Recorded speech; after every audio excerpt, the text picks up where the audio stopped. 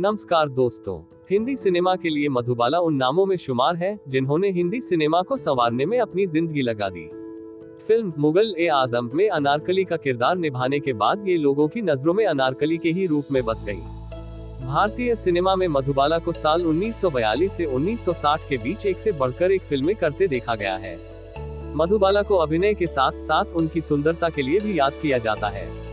इन्हें इनकी जिंदगी को देखते हुए वीनस ऑफ इंडियन सिनेमा और द ब्यूटी ऑफ ट्रेजेडी जैसे उपमाओं से भी जाना जाता है। इन्होंने महल, अमर, मी एंड मिस 55, बरसात की रात, हावड़ा ब्रिज, मुगल-ए-आजम आदि फिल्मों में अपनी दमदार भूमिका निभाई है। मधुबाला का जन्म दिल्ली में हुआ था। बचपन में इनका नाम मुमताज जेहान देहलवी रखा गया था।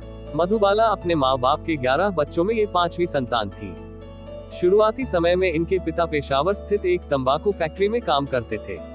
नौकरी को खोने के बाद इनके पिता पहले दिल्ली और फिर मुंबई पहुंचे, जहां पर मुमताज अर्थात मधुबाला का जन्म हुआ।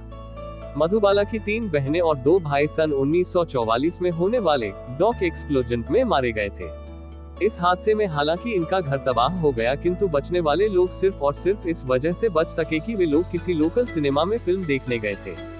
बचने वालों में मुमताज की 6 बहनें और माँ पिता थे। इसके बाद जिंदगी से राहत पाने के लिए महज 9 साल की उम्र में इनके पिता मुमताज को बॉम्बे के विभिन्न फिल्म स्टूडियो में लेकर जाने लगे।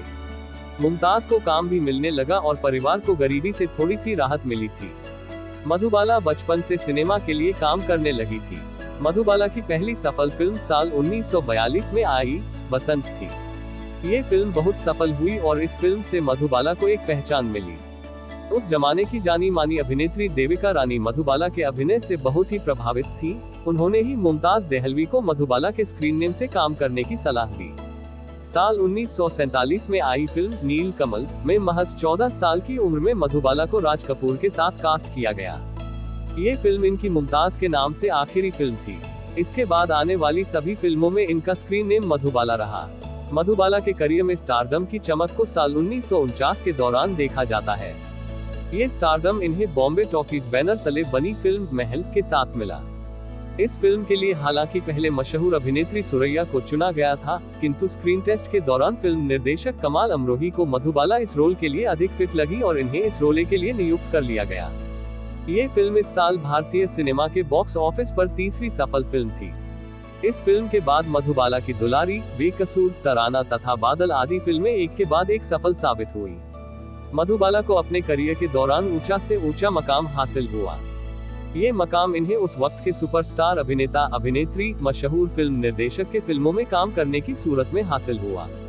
इन्होंने तात्कालिक समय के मशहूर अभिनेता अशोक कुमार, राजकुमार, रहमान, दिलीप कुमार, सुनील दत्त, शम्मी कपूर, देव आनंद आदि के साथ काम किया। इसके साथ ही इन्हें समय के लीडिंग अभिनेत्रियां मसलन गीता बाली, सुरैया, निम्मी आदि के साथ काम करने का भी मौका मिला। निर्देशकों में इन्हें कमाल अमरोही, के आसिफ, गुरुदत्त आदि का मार्गदर्शन प्राप्त हुआ। सन 1955 में मधुबाला फिल्म नाता तथा सन 1960 में फिल्म महलों के ख्वाब की निर्माता रहीं। इन्होंने फिल्म महलों के ख्वाब में निर्माता के साथ अदाकारी का भी कार्य किया। सन 1950 के दौरान आने वाली सभी तरह की फिल्मों में मधुबाला अपने जलवे बिखेरने में लगी हुई थी। उसी साल आई उनकी फिल्म हंसते आंसू, वह हिंदी फिल्म बनी जिसे पहली बार भारतीय फिल्म बोर्ड द्वारा ए सर्टिफिकेट प्राप्त हुआ। मधुबाला के अभिनय के साथ उनकी सुंदरता भी लोगों को खूब रिझाती थी। साल 1956 में इन्होंने 2 कॉस्ट्यूम ड्रामा जैनकी फिल्में की। ये फिल्में थी शीरी फरहाद तथा राजहत। इसके बाद इन्हें एक सोशल ड्रामा कल हमारा है में देखा गया। सन 1954 में महबूब खान द्वारा निर्देशित फिल्म अमर भी इनके लिए बहुत बड़ी फिल्म साबित हुई। गुरुदत्त की फिल्म हावड़ा ब्रिज को भी नहीं भूला जा सकता। इस फिल्म में मधुबाला एक एंग्लो इंडियन कारपेट गायिका की भूमिका में नजर आई थी। इसी फिल्म का गीत आइए मेहरबान आज भी लोगों के बीच खूब मशहूर है। कुल मिलाकर ये कहा जा सकता है कि मधुबाला ने अपने करियर में लगभग सभी तरह की फिल्में की और यही इनके स्टारडम की एक बहुत बड़ी वजह रही। फिल्म मुगल-ए-आजम मधुबाला की जिंदगी की सबसे बड़ी फिल्म मानी जाती है। इस फिल्म में इन्होंने अनारकली की यादगार भूमिका निभाई है। इस फिल्म ने मधुबाला को पूरी तरह से अभिनय में ढलने का मौका दिया। अभिनय की दुनिया में आज भी इनके इस अभिनय का उदाहरण दिया जाता है। इस फिल्म के बनने के दौरान मधुबाला का स्वास्थ्य लगातार बिगड़ रहा था। इसका कारण ये भी हो सकता है कि शूटिंग के लिए उन्हें लगातार जंजीरों में लंबे समय तक बंधा रहना पड़ता था और इस दौरान उन्हें पूरे मेकअप में होना पड़ता था। ऐसा माना जाता है कि शायद इसी वजह से इनकी तबीयत लगातार बिगड़ती रही, किंतु मधुबाला के परिश्रम और लगन की वजह से फिल्म बनने में किसी तरह की रुकावट नहीं आई। साल 1960 में 10 साल की मेहनत के बाद ये फिल्म बनी। ये फिल्म अब तक की सबसे अधिक पैसे कमाने वाली फिल्म साबित हुई। ये रिकॉर्ड लगभग 15 सालों तक कायम रहा। इन 15 सालों में कई बड़े सुपरस्टार की बड़ी फिल्में आईं, किंतु किसी की भी फिल्म द्वारा ये रिकॉर्ड नहीं टूट सका।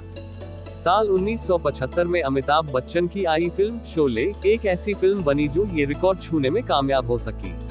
ये दौर मधुबाला की जिंदगी के करियर के तौर पर तो सुनहरा दौर जरूर था, किंतु इसी दौरान इनके और दिलीप कुमार के रिश्तों में कड़वाहट आने लगी थी।